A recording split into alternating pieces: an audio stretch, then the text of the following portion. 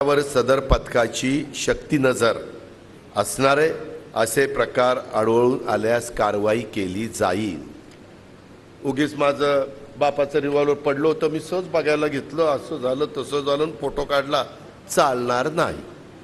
परवा गोविंदा तर म्हणतोय मी सकाळीच कलकत्त्याला चाललो होतो, माझं रिव्हॉल्वर बघत होतो पण गोळी गुडघ्यातच शिरली। आता बघत असताना गुडघ्यात गोळी कशी?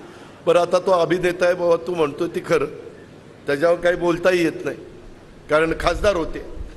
खासदाराचा विश्वास ठेवला पाहिजे खासदारावर, कारण मी पण खासदार होतो, नाही तर पुन्हा दादांनी चिमटा काढला। आता कशाचा चिमटा? इंस्टाग्राम यावर अल्पवयीन, किशोरवयीन मुले आणि मुली अथवा इतर व्यक्ती कधी शस्त्र दाखवतात, कधी बंदूक दाखवतात, कधी गॉगल बिगल घालून काय स्टाईल मारतात, कधी ती स्वतःचा केकच कापताना भली मोठी तलवार, ते पण बंदी आहे। तलवार, मला तुम्ही तलवार भेट दिली तर ती तलवार उघडून तुम्हाला दाखवणं हाही गुन्हा आहे। मी बघा अलीकडे ती तलवार दाखवतच नाही, अशी अशी करतो, हा दाखवत ठेवा, तो गुन्हा आहे।